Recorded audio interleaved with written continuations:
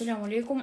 Бүгүнкү түз эфирибиз умра сапары боюнча болот. Умра сапарына канча сом акча кетти, канча убакыт кетти, канча күн жүрдүңөр, анан кандай буюмдар керек экен, тамак аш кандай болот деген маселе боюнча бүгүн жооп беребиз. Умра сапары учурда азыр баары эле барып атат.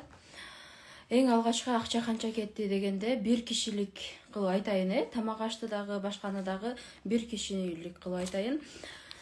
Ар кайсы умра компанияда ар кандай. Кимдир бирөөдө $1300, кимдир бирөөдө $1400, $1470, $1500 ошондой. Эми бизге 4 адамга $1300, падышам экөөбүздүкү $2600, $5200 кетиптир. Бул накта биздин барып келгенибиз.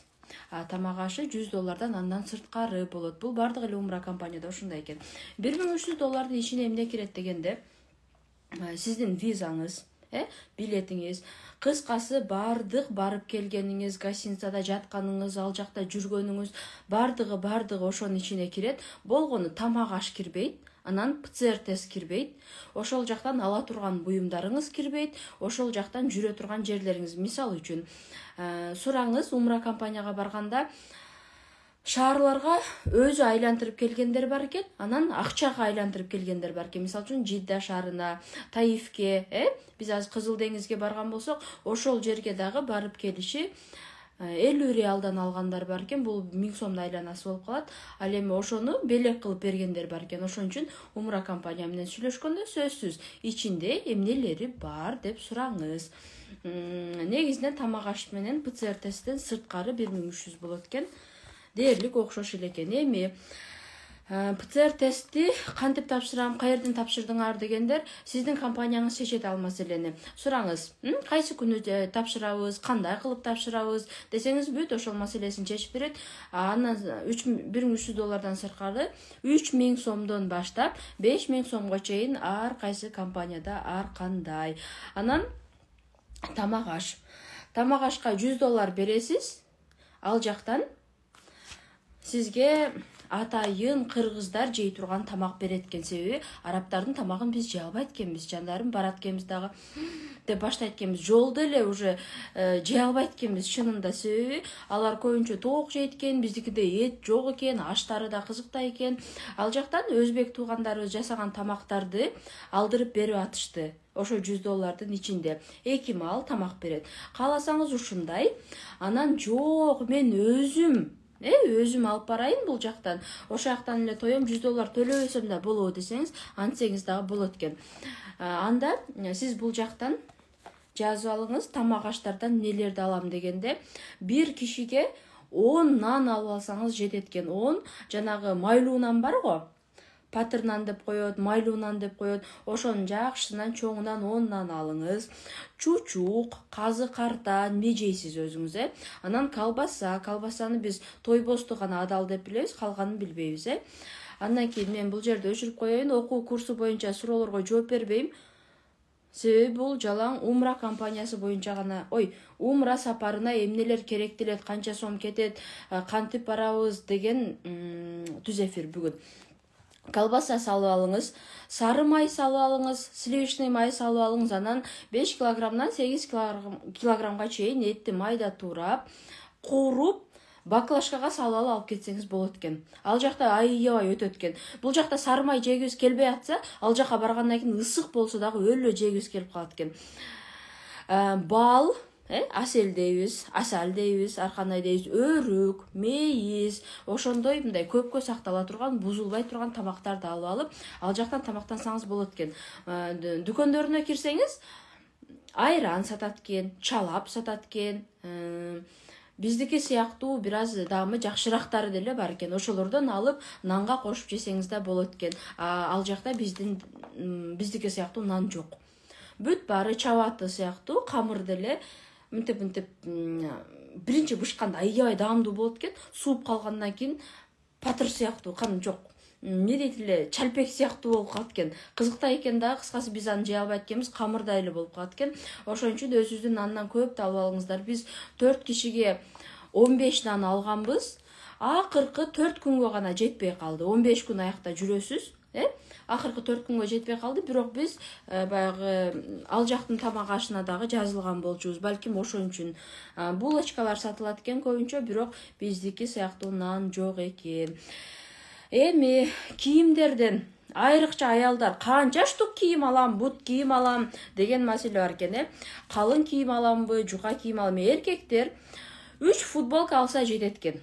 3 футболка жууп жайып 3 футболка жетет. Анан бир камзыр жилет алып алсын. Кээде суук болуп кетет экен аба ырайы, кээде жылуу болуп тура берет экен. Анан жеңилирээк джемпер алып алсын, жеңилирээкинен. 2-3 шым жетет. Почти 2 шым деле эркектерге жетет экен. Бизге жетпей калышы мүмкүн. 2-3 шым. Анан бул жакта шлёпка табуу аялдарга дагы эркектерге да маселе болду. Биз 2 күн бою гум, цум, дордой калбай шлёпка издедик. Ал жакта шлёпка сатат экен. Ошон үчүн кыжалат болбой бара бериңиздер. Ихрам дагы сатат экен ал жакта. Ихрам эмне дегенде, ихрам чачык сыяктуу аппак кездеме эркектер оронот, билесиздер. Эркектер ал жерде эч кандай мындай тигилиши бар кийим кийбей, ихрамды оронот. Ошону ихрамга киребиз. Баргандан кийин жуунуп тазаланып, ошол кийимдерин кийип, булар ихрамга кирип, шлёпкасы кийип, шлёпка кийгенде булар башы жабылбаш керек, ихрамга киргенде бутунун өзүнүн шарият белгилеген өлчөмдөр жерлери бар экен, ошол жерлер ачык болуп туруш керек деген сыяктуу шарттарга баш ийген шлёпка керек экен. Бардык эле шлёпка боло бербейт экен. Ал жакта бүт баары сатылат экен. Ошон үчүн ихрам менен шлёпканы ошол жактан алса болот. Калганы ошол бул жактагы кийимдер. Эми аялдарга канча штук көйнөк алам? Дээрлик 3 көйнөк дебейин, көйрөк кийебиз, 4 көйнөк жетет экен. 4 көйнөк, 4 жоолук кенен жетет экен. Болгону мындай бони көйрөк алып алыңыздар, себеби биз муну кийип, үстүнөн жоолук салынганда ал жак өтө жылуу болгон үчүн көбүнчө тер дегенибизде ушул алмаштырат экенбиз. Анан бул билесиздер хыбыдан болгон үчүн жууганыңыздарда оңой менен кургабайт. Ошон үчүн көбүрөөк болсо 5 штук ушундан алып алыңыздар. Анан бут кийим дегенде ак көйнөгүмө ак туфли, көк көйнөгүмө көк туфли кылып албай эле коюңуздар. Бирөөнү алыңыздар, сапаттоосун алсаңыздар ошол жетет экен. Мен реклама дебейин, бирок ушуну алдым эле, мага аябай жакты. Гумга мына ушул эмеден магазинге кирип бир ботинка алган элем. Ак эмес, молочный сыяктуу.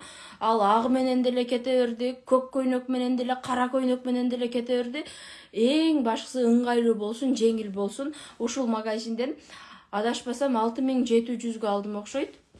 Аябай жеңил экен, мага ошол эле жетти. Калган алып барган кара туфлим, көк туфлим ошондойча жүк болуп кайтып келди. Ошон үчүн албай эле коюңуздар, бирөөнү алыңыздар жетиштүү. Анан сөзсүз шлёпка, Аялдар, сиздер дагы шлёпка таппай калышыңыздар мүмкүн. Ал жакта сатат экен, коркпой эле. Шлёпка жок болсо бара бериңиздер. Анан пижама алып алыңыздар.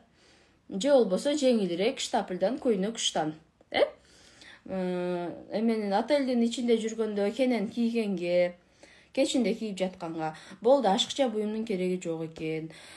Буюмдардан эмне алам дегендер, кайчы алып алыңыздар. Кимде кайчы болсо ошол эме популярный ал жерде, себеби ихрамга киргенден кийин чыгып биз чачыбыздын учунан, аялдар чачыбыздын учунан кыркабыз. Сөзсүз.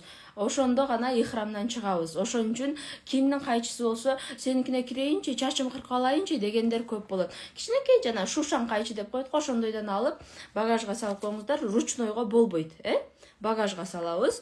Анан ütүк, кичинекей ütүк, мындай эле илип алып эле мындай кылып паровый ütүктөр болот го, ütүктөй турган. Ошондойдон бирди алып алыңыздар, себеби негизи отелдики бар экен. Анан ой, отель берип турчу ütүгүңдү деп аны менен муну менен бөлүшүп ата балага бир иштан кантип чыгабыз, кыштан кылбай эле өзүңүздөр бирөөнү алып алыңыздар. Кичине эле жүк болот экен, бирок барар менен өзүңүздүн, күйөөңүздүн, апаңыздын бүт кийимдерин бүтүктөп вешалкага илип койсоңуздар, бир жумага кийимдериңиз кенен жетип турат экен. Эми муну кантем деп кыйналбайсыздар. Анан жуугандан кийин дагы кээ бир отелдер бөлүнөт да, кээ бирөөнү терезеси бары, кээ бирөөнү терезеси жогу туш келип калат экен. Терезеси жоктор караңгы бөлмө болот экен дагы, ал жерде сиз кийимиңизди мындай жайып кургата албайт экенсиз. Ошон үчүн жууп туруп аябай кагып ошо паровой үтүк менен үтүктөп вешалкага илип койсоңуз, карасаңыз эле кийимиңиз таптаза, үтүктөлгөн абалда дароо кийип кете бересиз. Ошон үчүн кичинекей үтүктү совет берем. Эркектер чач алгыч станок алып алыңыздар. Станокто аябай талаш болот. Алар деле ихрамдан чыкканда чачтарын алышат. Ошон үчүн станокто аянбай эле алып алыңыздар. Анан биз жаштар алсак керек таракты. Апаларга анан тарак бербей койбоңуздар. Апаңыздар жөнөтсөңүздөр, тарак сөзсүз бериңиздер, чачтарын тарайт, анан кийиз болуп кетпесин 15 күндө.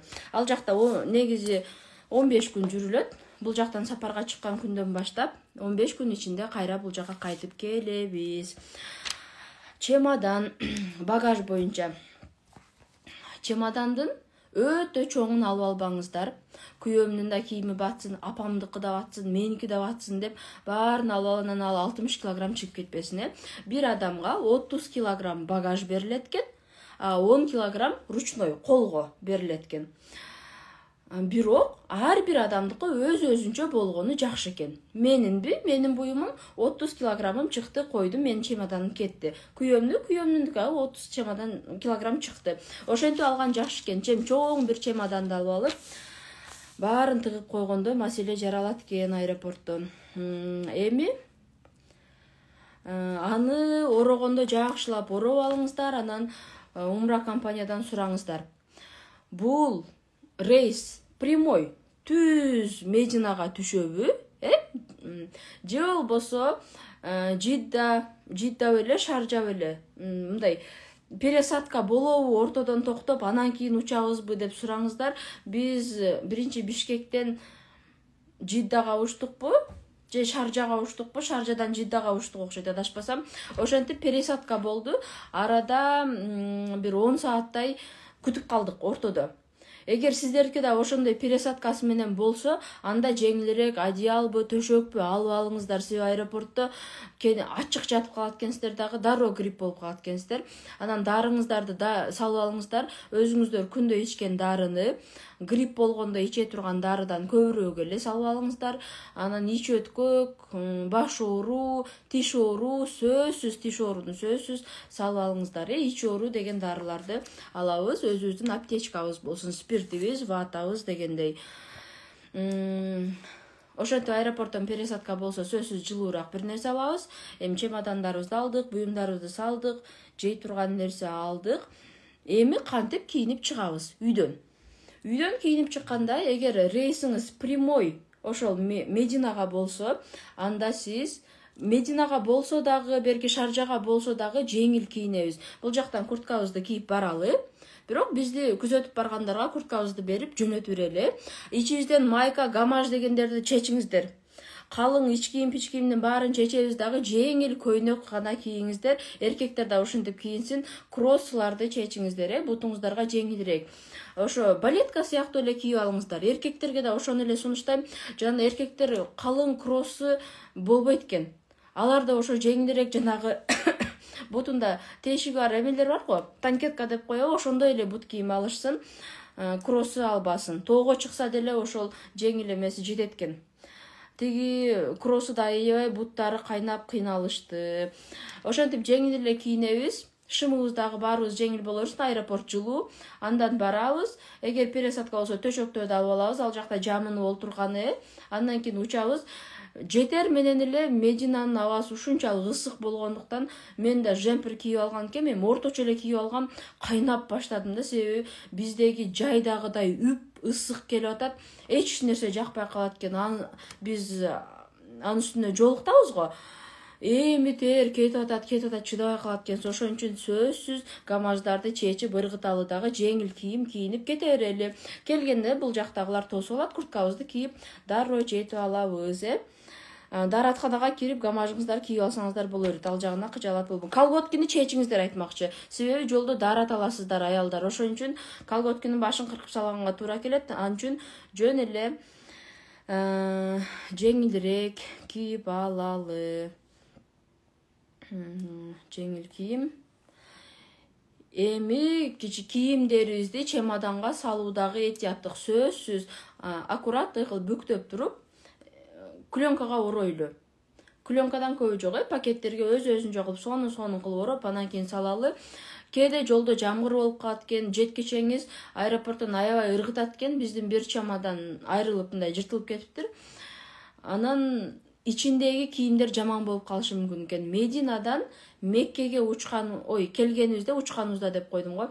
Келгенибизде аябай жамгыр жаагандыктан автобустун ошол астындагы жүк салган бөлүгүнө суу кирип, менин аппак көйнөктөрүм капкара ылай болуп калган. Ал кезде мен пакетке сала албайт болчумун, себеби Мединадан курма алганбыз, сууларды алганбыз, ошону толтуруп келип алып, менин пакетке салып, сонун чырайлуу кылып салганга мүмкүнчүлүгүм болбой калган. Сиздер ошону аккуратный кылып бүктөп салыңыздар. Биринчи Мединага барасыздар. Адашпасам Мединада 3 күн же 4 күн болосуздар. Эми Мединада барабыз, гостиницага киребиз, жайлаштык. Жыргап, эс алдык, башыңыздарды жууп, жуунуп. Эс алдыңыздар да эртесинен баштап ибадаттар башталат. Анан ал жерде сиздерди курма багына алып барышат. Курма багынан курма аласыздар. Ажва курма деп аябай популярдуу экен. Баягындай пайдасы гана болбосо эч кандай зыяны жок деп. Бул ажва мынандай курма болот экен. Бар ушу ажваны сунуштай берип, ажваны көп алып, башкаларга көңүл бурбай калбаңыздар. Мен мынандай курманы да сунуштайт болчумун. Скриншот кылып алыңыздар, кааласаңыздар. Ажвадан сырткары дагы ушундай курма, бул өрүк сыяктуу болот экен, даамы өтө таттуу болот экен. Анан ажванын бетин ачып койгонуңуздарда бул тез эле катып калат экен да. Кемпирлер жей албай кыйналып калат экен. Анан аябай узун курма болот экен. Алар дагы бат катып калат экен, таштай эле болуп калат экен. Ошон үчүн мен мынандай курманы жактырдым.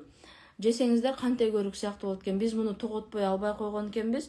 Бирок мен магазинден кичинекей алып калганымды билем. Даам аябай жагып, баарыбызга жакты. Ажвадан көбүрөөк алыңыздар, себеби бул аябай пайдалуу курма экен. Анан калганын өзүңүздөр көрүп ала бериңиздер.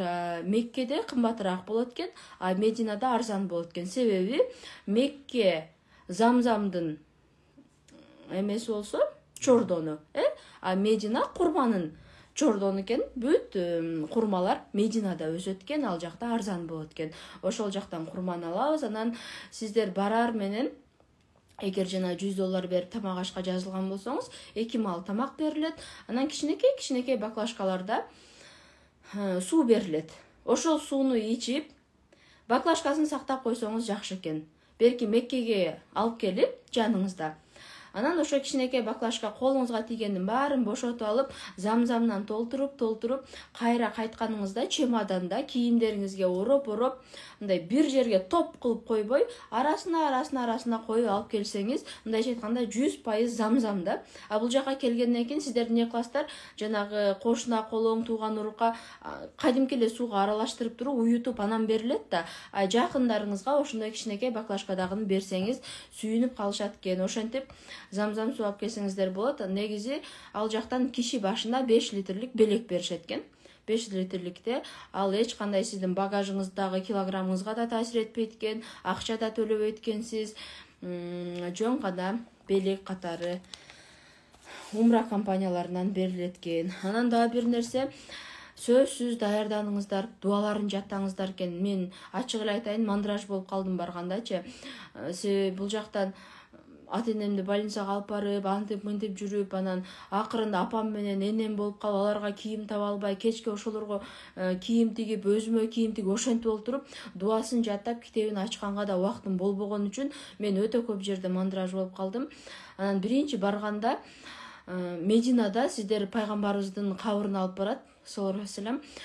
Баргандан кийин кайсыл жерде кабыры, кана кайсынысы деген сыяктуу эме болот экен, же биринчи барганда баарында болобу, ушунчалык пайгамбарыбыз жанында турган үчүн мындай сүрдөйсүздөрбү, саламыңыздарды айта албай калат экенсиздер да.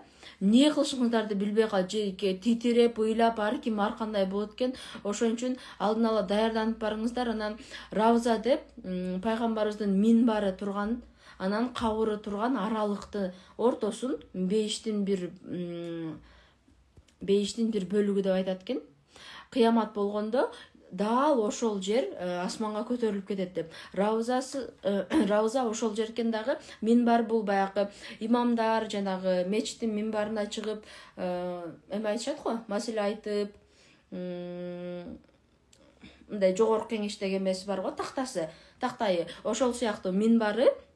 Ошонун эле кайсы бир мындай бир аралыктан кийин бул жакта пайгамбарыбыз көмүлгөн кабыры бар. Ошонун ортосу бейиштин бир бөлүгү деп айтылат. Анан дуалар сөзсүз кабыл болот деп айтылат экен. Анан бейишке бир кирген адам кайра чыгарылбайт деген эмеге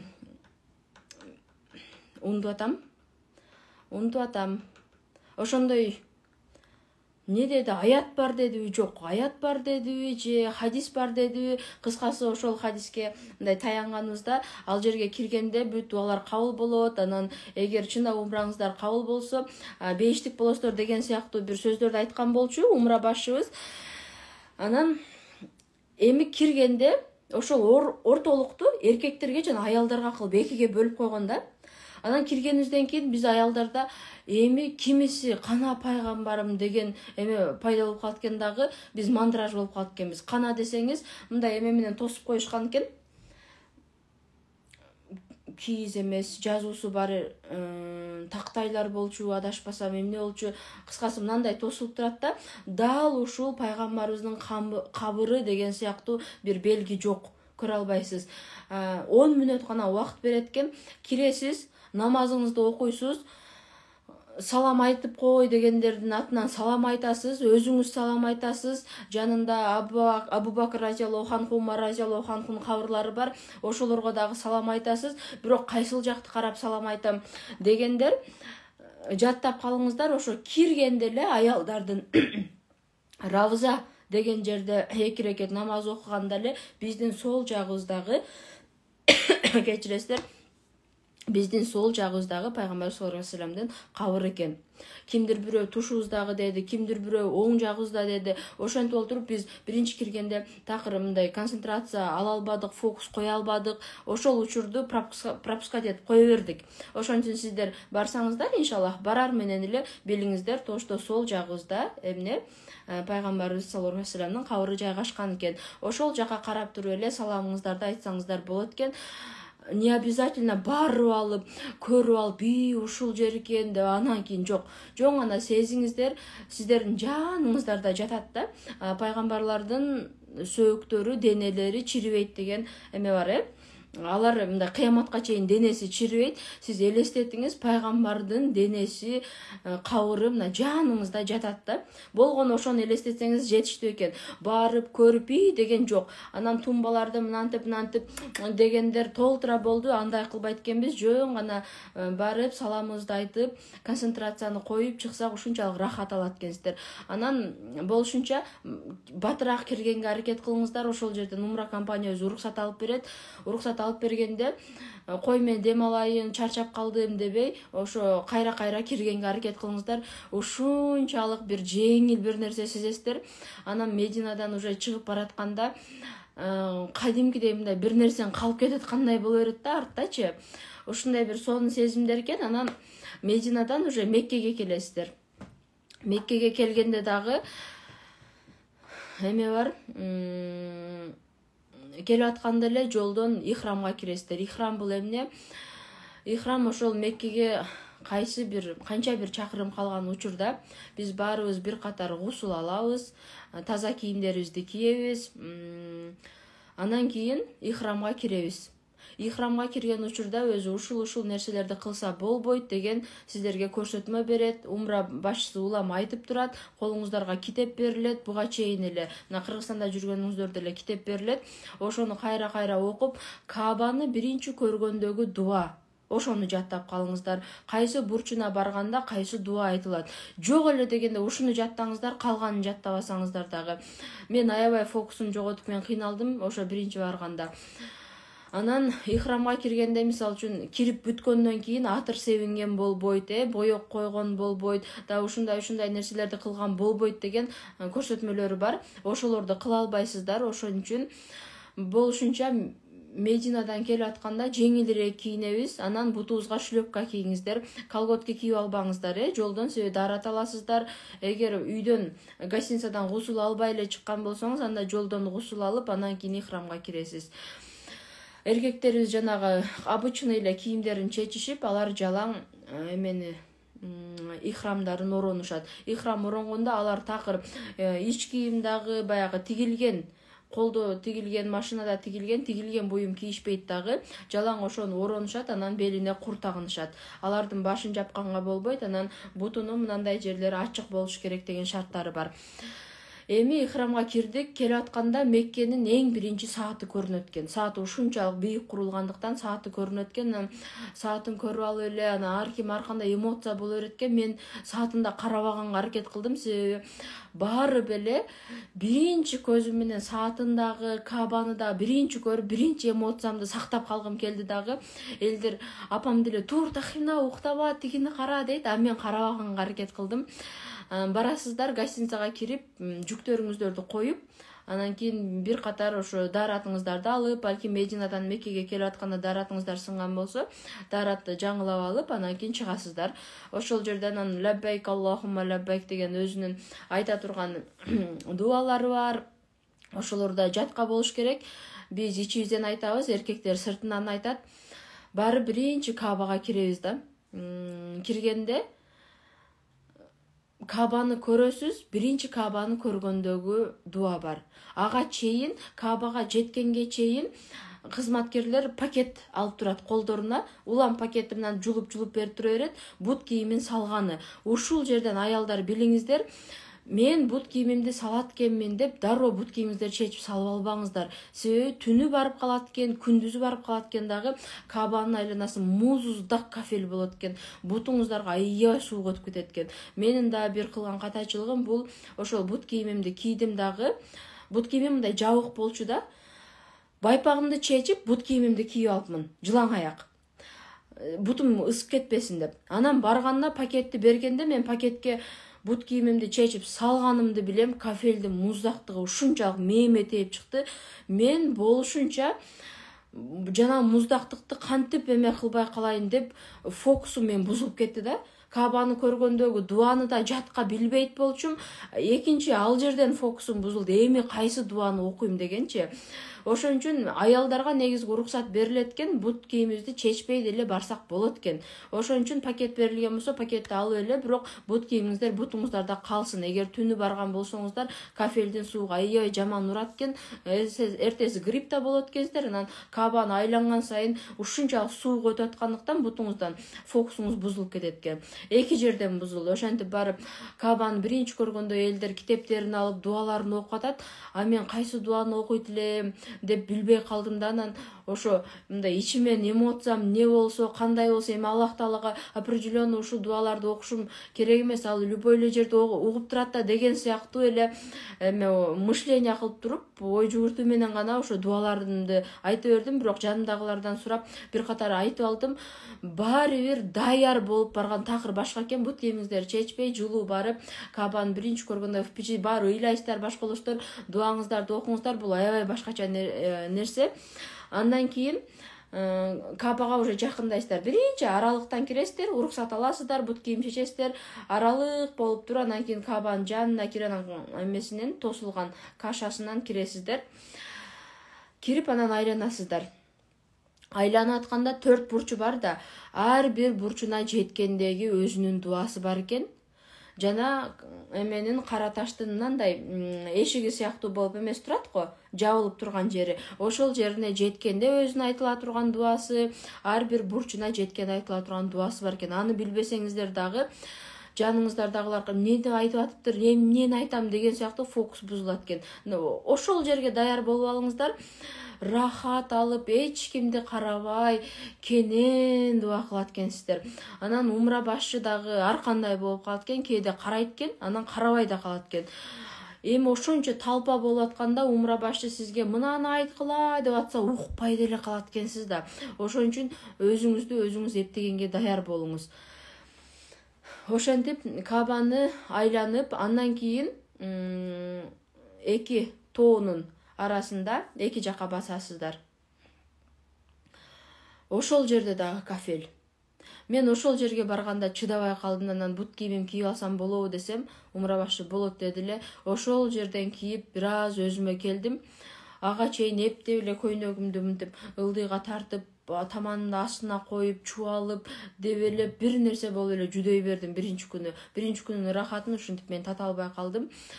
Эми Сафа менен Марва тоосунун арасында 7 жолу ары бери басасыздар. Андан кийин чыгып, үйгө барып, чачыңыздарды кыркасыздар. Ошол менен ихрамдан чыгасыздар. Анан кенен уктай берсеңиздер болот. Эми Мединада жүргөндө сиздерди айландырат. Мединада Ухуд тоосуна алып чыгат. Ухуд тоосуна барганда билебиз барыбыз, Ухуд согушу болгон. Ошол жерде пайгамбарыбыз саллаллаху алейхи вассалам кайсыл жерде сахабаларды тур деген, жаачылар кайсыл дөңгө чыгып аткан, кафырлар кайсыл жерден басып келген, баарын ушул жерде болгон деп көрсөтөт экен. Вот эмоция. Эгер ошолду учурда тарыхын билсеңиз, Ухуд тоосунда ким кандай болгонун билсеңиз, эмоцияңыз келип, ыйлап, пайгамбарым тиши ушул жерде сынганбы деген эме келип, сахабалардын ушунчасы ушул жерде өлгөн деп сахабалардын кабыры турат, анын арасында мынаныкы деп айтат экен. Бирок өзүңүз билсеңиз, андан да башкача болот экен. Сиз эч кимге муктаж болбой, өзүңүзчө пикирлеп, өзүңүзчө кете берет экенсиз. Ошол менин падышам жанымда экен да, ал аябай көп информация билген үчүн жанымда туруп айтып бараты да, мына жерден келген, жаачылар мына жерден аткан, ошондо булар мына жака качкан деп элестетиң. 14 кылым мурдагы окуя дал ошол жерде сенин бутуң астында толурду болуп аткан да. Ушинтип тынбай айтып барат да, мен ыйлап, жыргап бараттым. Мен кайсы жерде ыйлабасам, мен ал жерден рахат ала албадым да. Мен ал жердин тарыхын биле албай калдым. Ошон үчүн сиздер билип барыңыздар, пайгамбар саллаллаху алейхи вассаламдын эмесин, өмүр баянын окуп барыңыздар. Ошол Ухуд эмесинде согушунда тиши сынган беле, мына жер мындай болгон беле, Таифке барганда элдерди чакырганда жана денеси жалаң канга толуп, галоштору бүт канга толуп калган го. Ушул таштын астында олтурган деп көрсөтөт экен. Ушул жерде олтурган беле, ушундай болгон беле деп эгер тарыхын билсеңиз, сизге зыярат болот экен. Эгер тарыхын билбесеңиз, анда сизге жөн гана турга барып эле Түркияны айланып келгендей эле нерсе болот экен. Айырмасы ушул. Мен комментарийлер жандырып коеюн, суроолор болсо бериңиздер. Мен болушунча өзүм барып келгендеги, өзүм кетирген кемчиликтерди, анан лайфхактарды айтканга аракет кылдым. Андан кийин Меккеде жүргөнүңүздөрдө сиздерге Хира үңкүрү бул пайгамбар саллаллаху алейхи вассаламга биринчи аян түшкөн үңкүр. Андан кийин Саур тоосу бар. Саур тоосунда үңкүр, ал Абу Бакр разияллаху анху менен жана бекингенде, бекинип мушриктерден бекингенде жанагы жөргөмүш келип туруп, үңкүрдүн бетине желесин тартып коюп кетип калат го. Дал ошол үңкүр ошол жерде экен. Ал жерге сизди умра компания алып барбайт, өзүңүз барасыз. Ооба, буюрса эфир сакталат. Гостиницадан чыгып туруп эле ошол жердегилер менен, таксисттер менен сүйлөшөт экенсиздер. Болушунча 7 орундуу машина заказ кылып, бирок 9 адам батып алсаңыздар деле болот экен. Ошондо арзан түшөт экен. 9 адам чыгып туруп машинага 50 реал берет экенсиз. 50 реал. 1 реалыңыз 23 сом с чем-то болот экен, или 23 сом толук болобу. Ошондо 1000 сомдун айланасы болуп калат экен. 9 адам барсаңыздар арзан түшөт экен. Барасыздар, анан Хира үңкүрү аябай мындай бийикте болгон үчүн ал жерге дароо колуңуздарга суу алып алыңыздар, сөзсүз. Суу алып Хира үңкүрүнө чыгып, биз мусор терген жер, таштанды терген жер ошол болчу. Чоңураак пакет алып алсаңыздар жакшы. Улам чыгып баратканда көрүп, карап барып, андан Хира үңкүрүнө кирип, зыярат кылып кайра чыккандан кийин мусор таштандыларды терип түшүп келсеңиздер жакшы экен. Саур тоосуна дагы ошондой, ошол жак менен сүйлөшүп эле такси менен барып, такси менен кайра келесиздер. Бирөөгө умра кылганда кандай кылат? Ошону айтыңызчы дейт. Чачты неге кыркат экен? Кандай кийимдерди алышыбыз керек, айымдар? Бул боюнча айтылды. Парда керек. Мынандай парданы айтасызбы? Жок, керек эмес экен. Анан эмен айланганыңызда парда тактырбайт, бетиңизди жаап алганга болбойт.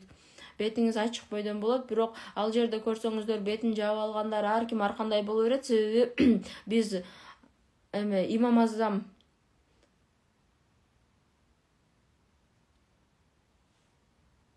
мени чакырып атабы?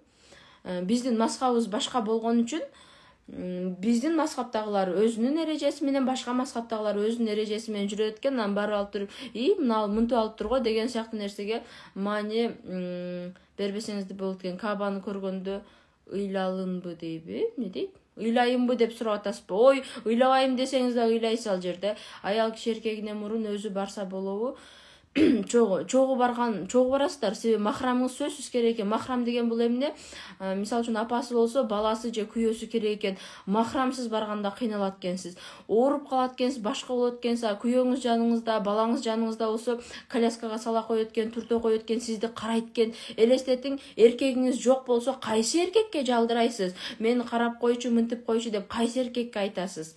Ошон үчүн сөзсүз жаныңызда махрам эркек болгону жакшы. Өзү болушу керек деген шарт менен эле бар. Анан махрамсыз барып албаңыздар. Алейкум ассалам. Бала менен барса болобу? Бул маселени билбейт экенмин. Ой, айланайын, чачты мынча чач кыркасыз. Аны жаныңызга салып алсаңыз деле 500 грамм ашып барса, 1 килограммга жетпейт го чачыңыз, туурабы? Болгону чачтын учунан мындай кылып ороп туруп эле бир ором кыркасыз. Ошондо сиздики ихрамдан чыкты болуп эсептелинет. Ага чейинчи ихрамдан чыга албайсыз. Чач кыркылып бүткөндөн кийин гана ихрамдан чыгылат. Чачты эмнеге алат, эме дегендер, иншаллах ниет кылыңыздар, дагы китебин окуңуздар. Ажылык жана умра деген китеп бар экен. Себеби динден бир тойлы алыс болгон адамдар өтө эле көп эмесине, маселесине түшүнбөй калат экен. Анан мен балким дин эмеси алымы болбогон үчүн сиздерге жеткиликтүү жооп бере албашым мүмкүн. Фарздары, важиптери бар экен да. Барганда, ихрамга киргенде мынанча фарзы бар, мынанча важип бар. Ушуну кылыш керек. Анан ихрамдан чыгып атканда мынаны чечиш керек, мынаны кийиш керек, мынаны кыркыш керек деген атайын кылына турган амалдар бар экен. Аны кылбасаң умраң кабыл болбойт экен. Же болбосо умрага барам деп алып, мисалы үчүн ихрамда жүрүп, кылба деген нерсени кылып койсоңуз штрафтары болот экен. Бир кой союп беришиңиз керек. Ушундай барып алып туруп ошо кылба деген нерсени кылып алып карыз болуп калат экенсиз. Ошону билбей туруп, мен билбедим эле да деген маселе жок экен. Билбей туруп кылсаңыз дагы карыз болуп калат экенсиз. Ошон үчүн так шарттарын жаттап билип алышыңыз керек экен. Бизге да насип кылсын дейт. Курс боюнча бүгүн жооп бербейм. Аялдар эгер айыз күнү болуп калса, атайын шарттары бар экен. Ушул жерге кирсе болот, бул жерге кирсе болбойт, дуасын кылсын, мына жерге чыксын деген сыяктуу умра башчыңыз бүт өзү көрсөтмөлөрдү берип турат. Ушундай кылганга болот, болбойт деп. Айыз келгендер көп эле болот экен. Аны такыр чыгып кетмеккеден деген нерсе жок экен. Ошон үчүн балким эс алып турсаңыз да болот экен, дуаңызды окуп олтурсаңыз да болот экен. Аял киши эркегинен мурун муну жооп бердим.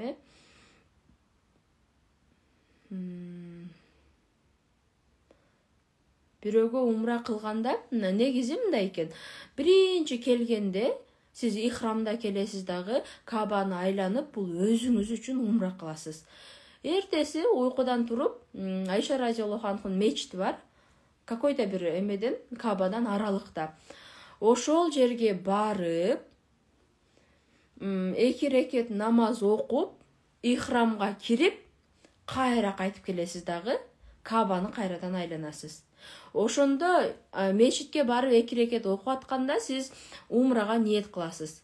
Умрага кимге ниет кылып атам? Мен атам Паланчиев Түкүнчөнүн атынан умра кылууга ниет кылдым деп ниет кыласыз. Ошондо атаңыз келип умра кылгандай ошонун атынан болот экен. Кайрадан умра кылып бүттүңүзбү? Үйгө келесиз. Дагы бирөөгө кылам десеңиз, анда кайрадан ошо Айша разияллаху анхунун мечитине барып, умра кылып, ниет кылып, ихрамга кирип, кайрадан келесиз. Ошондой экен. Атайын эмеден чыгып, Айша мечитине барып кайра келдик. Ал жерге баргандагы акчасы 20 реал болду, аны дагы өзүңүз жаныңыздан төлөйсүз. Ошон үчүн мен мындай тегеректеп алганда бир адамга $1600 кетет экен деп чыгарып койдум. Бирок жанагы катын калаштардын жай намаздары, тасбирлери да бир нерселерин кошпогондо жон гана курма алып, замзам алып, ошол чыгашаларын эсептеп, тамак ашын эсептеп гана келгенде ошончо кетет экен. Анан биздин аялдарыбыздыкы машаллах болуп кетет экен, кемпирлерибиздики ал жактан эмеден Кыргызстандан жөнөгөндө туугандар уккан болсо эле келип жанына колуна $50, $100 кылып бере беришет экен да. Ал жака барып алгандан кийин эме берчи, Турсунай бердиле, Айтман бүбү, Айгүл бердиле деп анан ошонун баардыгына буюм алганга аракет кылат экен. Ушул нерсени негизи жок кылсак жеңилирээк болот экен. Умранын рахатынан дагы, чыгашасынан дагы келгендеги чыгаша ашып түшөт экен. Анан көпчүлүгү күтөт экен, ошо бир нерсени алып келер бекен деп, жай намаз алып келеби, башка алып келеби дейт экен. Ошон үчүн жөн гана апаңыздар болобу, башка болобу, паланча умрадан келатат, мага эмне алып келет экен дегенде сиздер мээсине сиңире бериңиздер да, ал жөн гана эме зыяратын кылып келип атат. Умрага өзүң үчүн барат экенсиң, бирок аялдардын мээси уже кетип атканда эле фокус бузулуп калат экен. Паланча мага ушунча акча берди эле, ага эми мынаны алып келишим керек деген нерсе. Ушул нерсе биз аялдарды көбүйтүп коет экен. Ошон үчүн жаштыкта барып алыңыздар. Мен мисалы үчүн эч нерсе менен ишим жок келдим. Эч ким жай намазы, тасбиси, тууганчылык деген жок. Жон гана курма менен суум бар. Келе тургандар болсо суу менен курма берип кетирем дегендейчи. Карыганда уже кыйын болуп калат экен. Ошентип умра кылса бул жакта барбаган адам аш берип, Куран окутуп коюш керекпи дейби? Барбаган адам аш берип, түшүнбөй калдым. Канча адамга умра кылса болот экен? Канча адамга жетишсеңиз ошончого кыла берет экенсиз. Болгону ошо Айша мечитине барып, разияллаху анху, кайра кайтып келип айлана берет экенсиз. Канчага жетишсеңиз, чарчап каласызбы, ооруп каласызбы, жатып каласызбы, андан сырткары канча бүт туугандарыңызга кылсаңыз болот экен. Жон гана кирип алып, мен Кабаны айланып таваф кылсаңыз болот экен. 15 күн бою ушул амалдар кылынат, ооба. Анан ал жакта сиздин бул жактагы балаңыз жок, күйөөңүз жок, эч кандай маселе жок, ушунчалык рахат болуп калат экенсиз да. Жүрөгүңүз тып-тынч, такыр маселе жок да. Мен бул жакта Кыргызстанга келдим да, окуучуларым шаштырат да, качан окуу башталат, качан. Ошолордун маселеси мен мындай жүк да. Ал жакта ошол жок. Ушунчалык рахат, жүрө берсем дейт экенсиң. Болгону эми тамак аштары биздикиндей болбойт экен. Аба ырайы бир аз кыйнайт экен. Аба ырайы негизи эртең менен кечинде суук эле болуп атты. Өздөрү ошол жерде жашаган жергиликтүү эл куртка кийишет экен бул учурдачы. Биз ысып аттык ошого деле, бирок алардын кышы ошол болгон үчүн өздөрү куртка кийип жүрүшөт экен. Ата-энеси биринчи барбаса деле барсак болобу? Мен мындай нерсени көрө албадым. Ата-энесине мурда барса, балким ата-энеңизди биринчи жөнөтсөңүз урмат сый болор. Анан негизи шариятта андай нерсе жок болсо керек. Алым эмесмин, айта албайм ал боюнча. Мурдуңар эмне жылтырайт? Жылтырагысы келсе жылтырайт да жаным. Ооруп калат бекенсиң, өтө көп айттыңыз го ооруу тууралуу. Мен ооруп калдым. Энем да ооруп калды. Себеби биз башында ошо бизге жол көрсөткөн, ушундай нерселер кыласыңар деген нерсе адам жок болгон үчүн башында ар нерсе болуп алдык. Аэропортто кондиционердин астына жатып алдык. Прям бир килемдин үстүнө эле жатып алып мен уктайм деп. Ошол жерден суук өткөрүп алдым, тем более мен положенияда элем. Анан ал жака баргандан кийин да жеңил жүрүп алып ошондой болуп ооруп калдым. Прививка алат бекен, сиз эме боюнча айтып атат окшойсуз, вакцина боюнча, Жок, вакцина кереги жок экен Арабияга, жөн гана ПЦР тест менен гана өтөт экенсиз. Меккеге балдарыңды үйлөп жайлап кутулгандан кийин барылат деп илгеркилер. Жаңылыш пикир, Меккеге андай нерсе жок. Эгер мисалы үчүн ажылыктын өзүнүн эмеси бар да, ушунча сиздин байлыгыңыз ушунча сомго жеткенде сага ажылык парз болот деген шарт бар да. Сиздин колуңузда ошончо байлык болуп туруп, бирок барбасаңыз, анда сиз карыз болуп каласыз. Анан ошо балдарымды үйлөп жайлап деп өлүп кеткен болсоңуз, анда сиздин мойнуңузда карыз бойдон калып кетет жаным. Ошон үчүн колуңузга акча түшөр менен биринчи ажылыктан кутулуп коюңуз.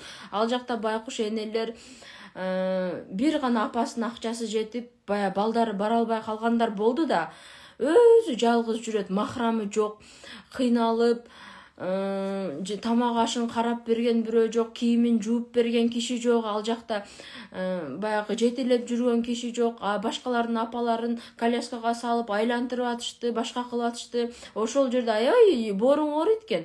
Анан кантип эле үйлөп жайлаганда балаңыз менен 4-өө 5-өө болуп бара албай калышыңыз мүмкүн. Ошон үчүн жаштыкта өзүңүз чуркап жүргөн убакта эле барып алыңыз. Эми азыр ушунчалык жаштар түшүнүктүү боло баштаптыр. Иншаллах биздин поколениябызга үмүт бар. Буларда бүт жаштарда кече барса Кыргызстандан баргандардын дээрлик жарымы жаштар. Машаллах дедик, себеби баягы маркум Чубак устазыбыздын деле салымы болду окшойт. Бир топ динден түшүнүктөрү жакшы. Эфирди сактайын буюрса, ушунчалык апам жөнөткүм келчү, жетишпедик, эми гана өзүбүзгө келгенде апам жоготуп алдык дейт. Артык кайрылуу болсун. Ооба, кимдир бирөөгө насип этет экен, этпейт экен. Анан апалар көбүнчө мындай аябай ыхлас менен барышат экен. Себеби мурда Меккеге барып келүү оңой болбогон экен да, автобуста барышы. Биз автобуста 4 саат 5 саат отурганда эле бутубуз салаңдап, бутубуз ишип, шлепкабызга батпай аябай кыйналып кеттик да. Бул жактан Мединага жетип барганга чейин. Мурдагылар ат араба менен, автобус менен барышып келишкен экен да. Айлап. Ошон үчүн ошолордун бутун астына килемдерди салып, ажыдан келди деп элдер чогулуп той болгон экен. Азыркыларга мен ойлойм той кылса арзыбайт деп. Неге биз даяр учуп бара атабыз, рахат гостиницада жатып атабыз, аппак төшөк, аппак шейшеп. Анан келип атабыз, анан эмнебизге келип, эмнебизге бутубуздун астына килем салат, мен түшүнбөйм ушул нерсеге. Мурдагылар чындап эме кылган экен. Жанын карч уруп барган экен да. Анан баары эле ат эшек менен бара албаганы үчүн келип, анан Мекке деген кандай экен, ал жерде эмне бар экен деп эл ошого чогулган экен да, билгени. Азырчы интернетке кирсеңиз бүт Меккени көрсөтүп берип атат. Мына жерине жеткенде мынаны окуйсуң. Бүт баары алдыңызда. Эмне үчүн биз татыктуу эмеспиз да, астыбызга килем салып, тим эле мынантип үстүбүздү мынантип дуа кылганга азыркылар кечирип койгула. Мурда чынында кыйын болгон экен. Тамактары кандай экен дейт. Тамактары биздикине окшобойт. Чынында тамагынан кыйналасыздар. Ошон үчүн көбүрөөк нан алып алыңыздар деп айттым. Биздикидей нан жок, наныңыздарды өлө сагынасыздар. Чайлары биздикиндей эле пакетик чайларды алып табасыздар. Салаттары башкачараак. Кээ бирде ошол жашаган гостиницаңыздын чай иче турган жерине киргизет. Ошол жерге барып тамактарынан жейсиз. Көбүнчө күрүч колдонушат экен, анан тооктун эти. Мисалы үчүн мен тоок этин да жей албайм, балык да жей албайм. Ошон үчүн мага аябай эле кыйын болду. Элдер уруп атты, сонун экен деп. Анан күрүчтөрү да акыркы күндөрү мындай чыдабай калат экенсиз да. Кыргызстанга жетсем, өзүмдүн макарон ашымды, макарон суюгумду, анан ашымды кылам, мынамды кылам деп калат экенсиз. Эми бул арабтар бизге келсе, арабтар деле өзүнүн тамагын сагынса керек дейм да. Өзүбүз чоңойгон тамак башка дегендей, баары бир башка экен. Меккеге барганда БЦЖ алат дегенсиз дейби. ПЦР тест тапшырасыздар. Мен барып келгендей болдум, рахмат эйт. Канча күн? 15 күн жалпы эме умра. Тахмежи рахмат, бизге да насип кылсын иншаллах. Байлык канча болсо парз болот. Мен ушуну аз так билбейм, падышам болгондо айтып бермек жанымда. Ал мага караганда көбүрөөк билет. Мен өзүмдүн тигүү бычуунун эме профисимин, падышам илимдерге жакшыраак. Ошон үчүн айта албайм. Айткан болчу мага, акчаң ушунчага жеткенде барышың керек деп, бирок унуттум кайра. Кечиресиздер. Мен да барып келдим, кайра эле сагынып жатам. Ооба, бир баргандан кийин тарта бере турган бир ушундай сыйкыр бар экен. Кайра тартат экен, баргыңызды келтирет экен. Атасынын ордуна баласы барып ажы кылса болобу атабызды дейт. Толук болбой калган окшойт. Алейкум ассалам. Насип кылсын, рахмат. Айшахан апам экөөбүз умрага барып дуа кылып койчу. Эми мен азиз адам эмесмин да, эжем. Иншаллах дуа кылалы, насип эткен болсун. Анан дайым жатаарда өзүңө дем салып жатасыңбы? Рахмат эжем. Кабаны көргөндө сезим боюнча айтып бердим. Бизге да бар, иншаллах, адам ордуна умра кылса болот, тирүүлөргө болбойт. Андай нерсе жок экен. өлгөн адамга деле тирүүгө деле эме кыла берет экенсиз. Эгер динди билбесеңиздер айтпаганыңыздар жакшы экен. Динди билбесек айтпаганыбыз жакшы экен. Ошон үчүн мен билбейм гана деп айталы, билбеген нерсебизди. Курс боюнча башка эфирде өтөм эжем. Менин энем 15 күндө жеткен экен, автобус менен өтүп кеткен адамдар үчүн умра кылса болобу? Кашыңыз тересизби? Жамаат дуа кылып коюңчу. Ушу кашым көп маселе жаратат окшойт, терилбейт эжелер. Карасаңыздар жалпайып жатат, кайдагы терем. Дуа кылып, оба менен таятан барып келген. Биз кичинекей эле килем салып тосуп алган, көптүн дуасы кабыл дейт. Барган келген акча канча болот экен? Акча боюнча айттым, намаздар касыр окулат экен эжем. Ушунчалык намаз жеңил болуп калат экен. Барганыңызда эменин асырдын 2 рекетин окуп коюп, пешинде деле 2 рекет, бардыгы эле 2 рекеттен болуп калат экен. Дагы аябай намаз жагынан жеңил экен. Анан Куранды көбүрөөк окуганга аракет кылыңыздар. Бул жактан баратканда Курандын тажвидди үйрөнүп алып барыңыздар. Тамгаларын жаттап, тата-пата деп болсо дагы жок дегенде бисмиллахир-рахманир-рахим деп Курандан окусаңыздар деле рахат алат экенсиздер. Меккеде дагы, мечиттеринде дагы мындай полкаларда Курандар тура берет экен. Барып эле алып туруп ачып окуй берет экенсиз. Ушундай окуй албаганыңызга ичиңизден өкүнүп кетет экенсиз. Мен кайненем деле мындай шаатырат эле окуйт да. Тынбай эле окуп атат. Мен бул жактан жаңы үйрөнүп кеткем. Мен тамгаларды тааныйт элем, мурдатан окуй алат элем. Но шатырат окуй албайм да. Тигилер мынандай эле китеп окугандай окуса ушунчалык ичим күйүп кетти. Неге мен эртерээк ушинтип шатырат үйрөнө албаган экенмин деп ушул арман болот экен. Анан адамдарда 30 жашка чейин баары бир эс тутум жакшы сакталат экен. 30 жаштан кийин өтө кеч болуп калат экен. Ошон үчүн 30 жашка чейин сөзсүз Куран окууну үйрөнүп алыңыздар эжелер. Умрага бир энеси менен махрам кошуп берсе канча акча кетет экен, примерно барып келген. Айттым го эжем, ушул эфирди башынан көрүңүз. Кыргыздарга бекер экен мейманканалар деген чын-бекен. Бул ажылык сафарда экен. Мен ушунун тарыхын толук билбедим. Айтышты, ошол жака барып кыргыз байы деди, ошондой мейманкана салган бекен. Кыскасы атайын кыргыздар үчүн мейманкана бекер деген ажылык учурунда бар экен. Мына умрада сизди компания алып барып атпайбы? Алып баргандан кийин ошол акчаңыздын ичинде болот да, гостиницасы дагы. Амин барыңыздар аначы. Ушун иншаллах.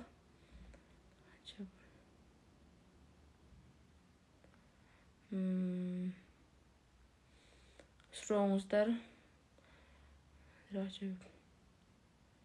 Аябай боёнгондой көрүнөт да, бул эффект жандарым. Аябай тахина сулуу экен деп эме кылып албаңыздар. Мунун баары эффект. Эффект алып салсак түсү сууп калат. Бир адамга $1300. Айтылы эле эме болуп атат, умра компанияларда бизде $1300, бизде $1400 деп жарыяларда кетип атпайбы? Ошонун баары гостиницасы, жол киреси, визасы бардыгы ошонун ичинде. Бир эле ПЦР тест менен тамак ашы жок жандарым. Тамак ашка $100 бересиздер. Жаш балдардын маселесин билбейт экем. Билишиме караганда мурда болот эле, карантинден бери болбой турган болуп калды дедиби? Ушундай мен жооп уктум окшойт. Себеби ал жерде мен баргандардын биринде баласын көрбөдүм да. Анан балдар сонун болуп ойноп жүргөндөрү көрүп, бул кимдин балдары десем, ушу жергиликтүү элдердин балдары деди. Бизге уруксат алып келген десем, ушу карантинден бери болбой калды деди. Менимче ошондой болуп калды окшойт. Сомго канча болот дегенде, азыр ошондо $1000 8400 болот. Ой, 84 000 болот атат. $100 8400 болот атканда, $1000 84 000 болот атат. Ал жакта $100,000 айланасы. 110 000, 120 000, 130 000 негизи кенен жетет. Номериңди бере аласыңбы? Суроолорум бар эле. бере албайм эжем түз эфирден. Эгер суроолоруңуз аябай важный болсо личкага жазыңыздар. Личкага жазып анан эмнеге жооп бербей атасың дей бересиздер, бирок мен күндө эле стористерге чыгарган эле суроолорду сурай бересиздер, анан салам Тахмина кандайсың дейсиздер, мен анын баарына жооп бере албайм. Таксат сурооңуздар шарт бериңиздер, ушул маселе болуп атат деп, анан күчүм жетсе дароо принимать этип жооп берем. Мен толтура адамга жооп берем. Болгону сиздер мындай толковый суроо бербейсиздер да. Чындап муктаж болгон сурооңуздар берсеңиздер, мен билсем дароо жооп берем. Ажылык деле сиз барган жерге барабы? Ооба жаным, ажылык биз барган жерге барат. Анан сизди автобуска салып алып, умрада айландырат. Бул деген Арафат тоосу, бул деген ажылыкка келгенде Муздалифада жатат түнү мынандай деп бүт ажылыктын шарттарын сизге көрсөтүп берет. Ошон үчүн айттым, эгер акчаңыздар болсо, биринчи ажылыкка шашпай умрага барыңыздар. Мен мисалы үчүн Кабаны көргөндө айттым го, мандраж болдум деп. Ошол мандражда ажылыкта жашабайт экенсиздер, эгер билип алсаңыздар. Анан эми миллиондогон чатырлар турат, көрсөңүздөр, аппак болуп кеткен жерде кар ээлегендей, ал жерде мындай чатырлар бар экен, атайын ажылык үчүн. Бүт аппак чатыр болуп кеткен, ошончо ажы келеби ушул жака деп таң калат экенсиң. Анан 2 туннель бар экен, бир туннелден элдер кирет экен бул жака, Меккеге карап. Бири Меккеден бул жака келет экен, мындайча иштейт экен да. Кайсы бир жылы эме болгон экен го, катастрофа болуп, ошол жерде кран дагы оонап, адамдар өлүп, ошондо бир туннелге бул жактан да элдер кирип алган экен да, эки жакта мындай болуп, анан ортодо кагылышуу болгон экен. Азыр мен мынтип элестетип алып, биз айтабыз да, тиги алдыдан элдер келип аткан болсо көрүп эле атабыз го. Токто деп токтотсо болбойт беле деп айтат экенбиз. Биз бир күн умрадан чыгып, мындай болду, жума күнү экен.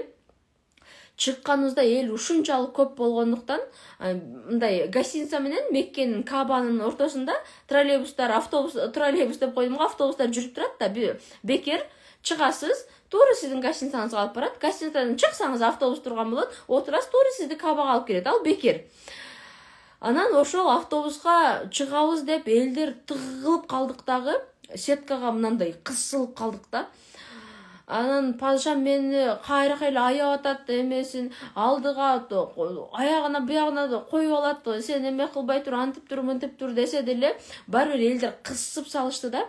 Анан ушу автобуска чыгабыз деп жүткүнүп атышат, акыры мынтип чыктык дагы, бычың этип жарылып кеткендей болуп чыктык да, мынча эшиктенчи.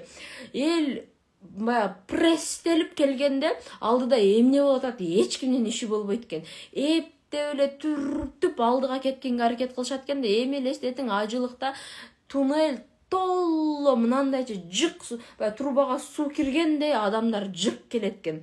Ошондо эки жакта мындай келгенде, баягы бири-бирине мынантип кирип атканда, биринчилери жыгылып, кары картаңдар жыгылып, анын үстүнө токто деп аны көтөрөм деп эңкейгенде ал дагы жыгылып, биринин үстүнө бири жыгылып отуруп, 800дөн ашык адам өлүп, ошол дөбө болуп кеткен экен. Элестетиңиздер, өлүктөр ошончо дөбө болуп кеткен экен.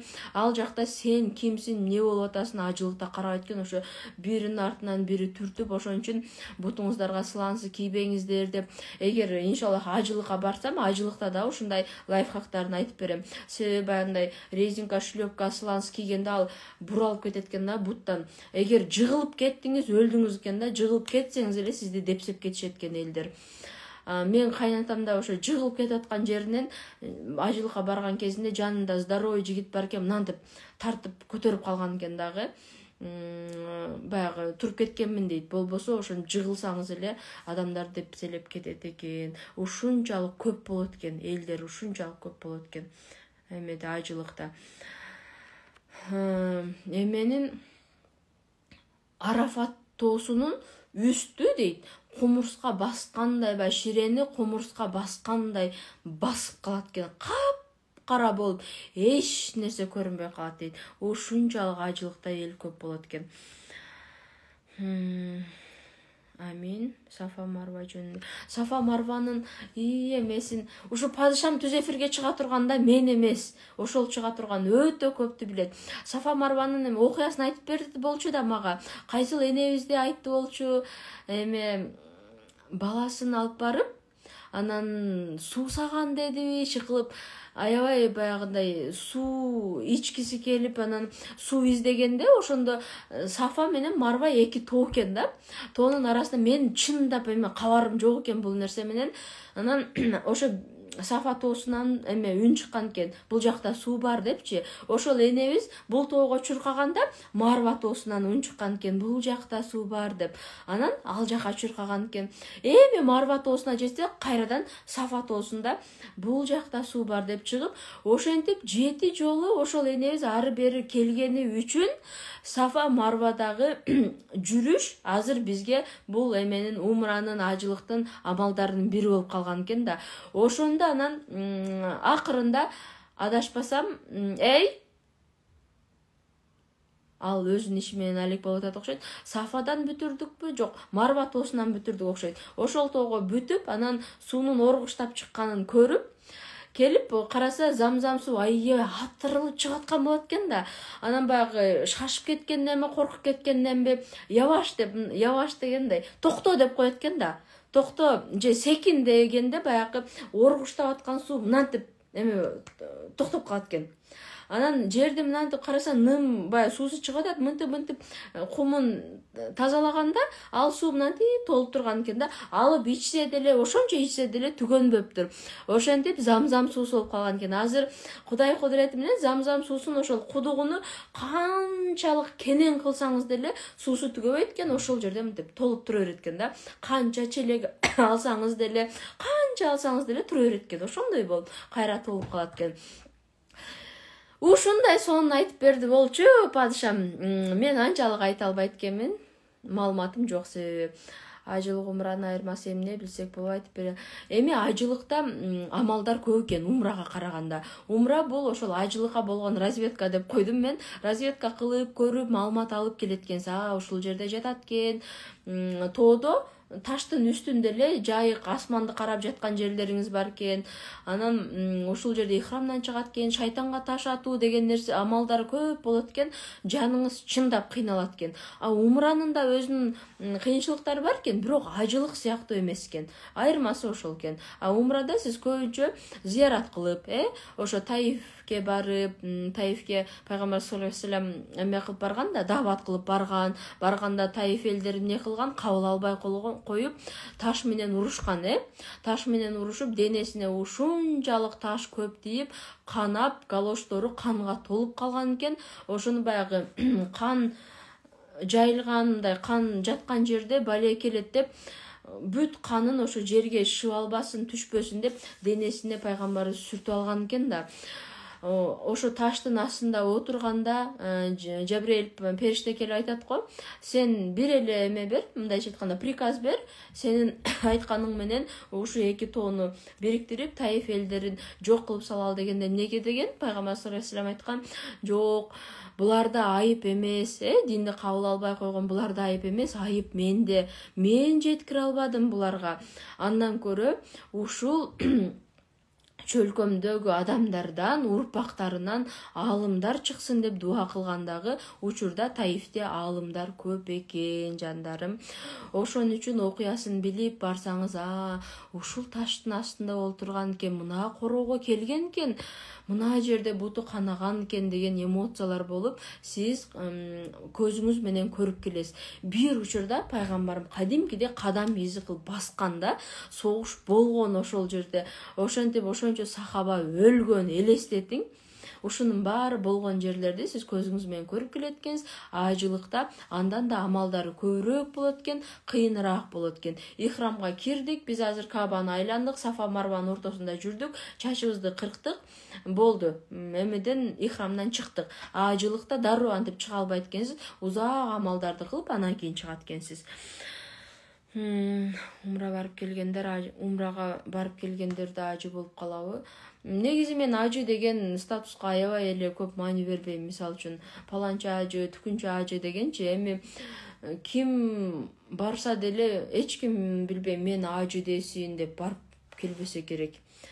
Барат экенсиң, мындайча айтканда, сенин мойнуңдагы фарзды аткардың да. Сенин мойнуңдагы фарздардын бирөөсү намаз да. Орозо. Орозону тутсаң эле тахмина орозо же тахмина намаз болуп калбайсың да, туурабы?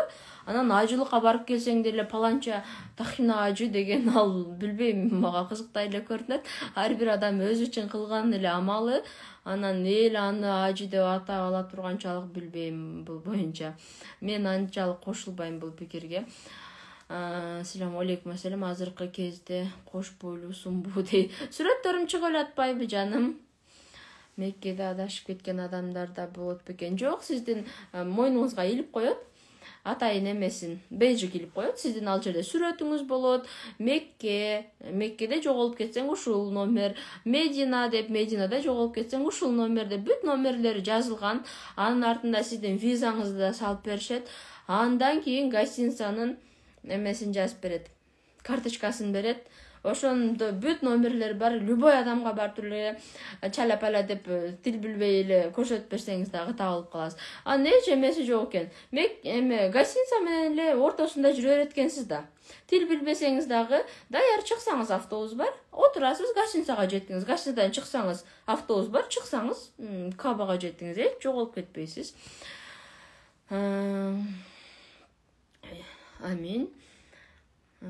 Кремден да арат өтөбү же крем койгондон кийин да бет умбашка менен жууш керекпи? Эгерде, алейкум ассалам, күндөн коргоочу крем, тоналка крем, булардын составына ошол бетке пленка сыяктуу жабылып кала турган кошулган үчүн дарат алганда пленка каптап калып сиздин бетиңизге өтпөй калат. Эгерде ал жака барып ошол күндөн коргоочу, мисалы үчүн Таифке зыяратка чыктыңыз, күндөн коргоочу койгон болсоңуз, анда Таифтин ошо мечитине кирип пейшин окуп алгыла дейт. Ошол кезде сөзсүз умывашка менен тазалап бетти жууп, анан кийин дарат алганга туура келет. Ошон үчүн негизи ал жака барганда эч кандай макияждын да кереги жок экен. Жөн эле рахат жүрө берсеңиз да болот экен. Бирок кээде ошол мисалы үчүн Кызыл деңизге чыкканда сөзсүз бетиңиздерге крем коюңуздар, күндөн коргоочу.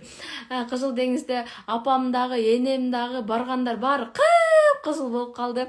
Мен болсо жоолугумда мынантип бетимди тосуп алып салып алып жүрдүм. Мен деле күйдүм, бирок азыраак күйдүм. Колдорубуз капкара болуп калды, карасаңыздар. Аябай каралып келдик. Сен колду сактай албайт экенсиң, баары бир колуң көрүнөт экен күнгө ошентип. Колдорубуз мындай из болуп, көйнөгүбүздөн чыккан жагы капкара болуп кайтып келдик. Кошунам ооруп атат, Кабаны кара дуа кылып койчу, шыпа сурап дедим эле, Аллахым разы болсун. Иншаллах шыпа берсин. Бирок мен ойлойм, кошунаңызга сиздин кылган дуаңыз деле эме болот, кабыл болот. Мен бир ашып кеткен бир нерсе эмесмин, таква же олуя эмесмин да, жаным, кылган дуаларым кабыл боло турган. Өткөндө стористен чыгардың эле го, ала оорусуна дары бар бекен. Мен ушул эгер чыгарып элдерден сураган болсом, анда сөзсүз результатын көргөнгө аракет кылам да. Бир жерге барып результат көргөн болсом, сөзсүз бөлүшөм. Ушунан алгыла, ушул жакшы экен деп. Эфир сакталат буюрса жаздым, канча жолу даже окубадың дейби. Эмнени окубадым эже? Тооба, адамда анча адам жыгылса карабай умражыдан айырмасы кандай? Хажар энебиз Тафка жаманда күч өтө катуу болот элдин толкунунда. Умра 15 күн. Бутка кандай бут кийим кийиш керек экен укпай калыпмын. Шлёпка. Айттым, бут кийим кийгенде ошол туюгунан алып алыңыздар, бирөөнү, бирок сапаттуусунан алыңыздар. Шлёпканы умрада боло берет. Бир шлёпка, бир ботинка алып алыңыздар. Чачты эмнеге кыркат экен? Ихрамдан чыгуу үчүн аял кишилерде чач кыркабы? Ооба. Чачыңызды, чачты мынандай кылып кыркып салбайсыз да, жаным. Чачыңыздын учу эчке мынандай учтуу болот го. Ошондон эле кечине мынанча эле бир буун кыркып коесуздар. Ар умра кылган сайын. Бул ошо немеси. Ихрамдан чыгуу үчүн сөзсүз чач кыркылышы керек болсо, ихрамдан чыкпай каласыз. Эркектерде чачын алып отуруп лысый болуп кайтып келет да. Кененирээк айттым да чач тууралуу. Сиз кийин кирип калдыңыз. Канча саатта жеттиңер умрага, самолетто намазды кантип окудуңар? Эменин Бишкектин аэропортунда деле туш келген аэропорттун баардык жеринде дааратканалар бар экен. Ал жакта бүт шарттар бар экен, эч маселе жаратпайт. Колготка эле кийип албаган болсоңуз, бутуңузда шлепка болсо даарат алып келе бересиз. Ошондо сен ажы болдуңбу же жөн деле зыярат кылып келдиңби? Мен ойлойм, ушундай суроолор ушунчалык биздин шарияттан, динден кабарыбыз жоктугунан пайда болот депчи.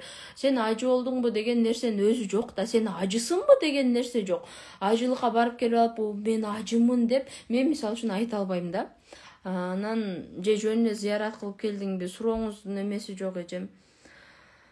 Мааниси жок. Алейкум ассалам, умраңыз кабыл болсун. Рахмат. Багып койчу. Жаным, мен улуя эмесмин да, мен дуаларым кабыл боло турган.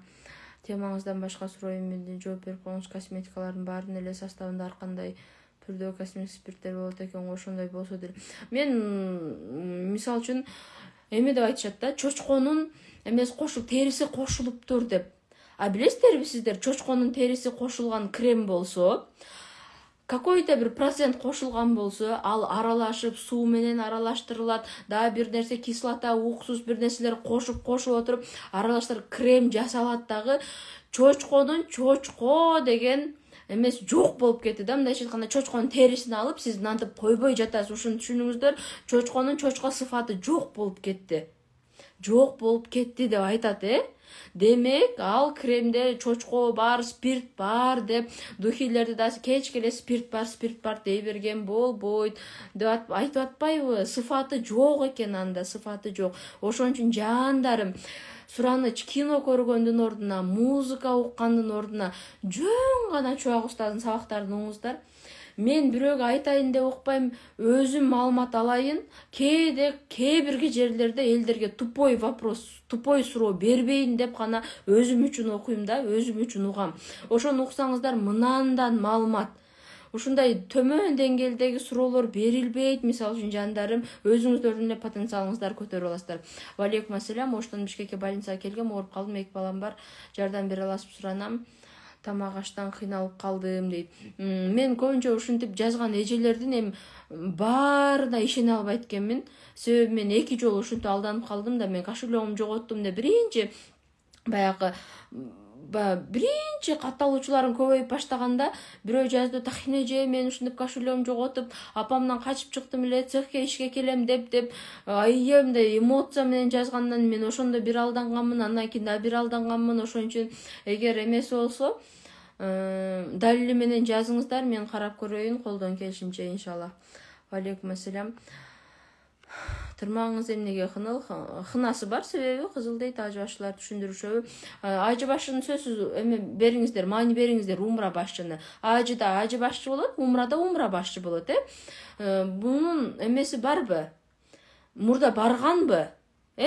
Бул бир нерсени айтып бере алабы, сүйлөп бере алабы? Себеби жөн гана сөздү сүйлөгөндө дагы сиңирип сүйлөй алгандар бар. Анан жөн эле татапата деп эле бир эч эмоциясы жок эле сүйлөп кете бергендер бар да. Таифке баратканда сизди бир күн алдың ошол программасы кандай, бүгүн уктагыла, эртең Таифке барасыңар деп учурунда уктатын, анан эртеси турганда Таифке жеткичекти, Таифтин окуясын айтып берип, ушул жерде ушундай болгон деп көрсөтүп бере турган умра башчыбы? Же жөн эле сиздин катарыңыздагы бирөөбү? Ошону сөзсүз тактап алыңыздар. Паланчаев болот десе, ошону интернеттен издеңиз, ким ал? Анын маселе кылгандары барбы? Көрүп алыңыздар, ушул жагынан эме болбоңуздар. Ушул жагынан аксап калбаңыздар. Окуу качан башталат? Анда колбасалар кандай болуп калат? Ага да аралашат го, дейт. Ойбай. Колбаса эттен болуп атпайбы? Элестетсеңиз, колбасанын кайсы бир бөлүгүнө нан кошулушу мүмкүн, жана приправа. Ал эттен болуп атпайбы? Ошондойча чочконун этинен болсо, чочконун этин копулдатып жеп атпайсызбы? Кремдердин кечине пайызына кошулуп, составы деген жерде толтура нерсе бар го. Бүт чочконун териси, анан бир эле суу кошулган, анан уксус кошулган деп жазылган эмес го, жаным.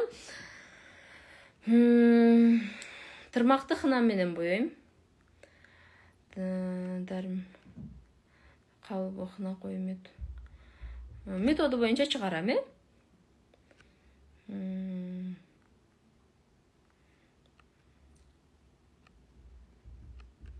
Медейт, тырмагым жарылып кетти да. Жакынам ошо менен колдонсо болобу дейт.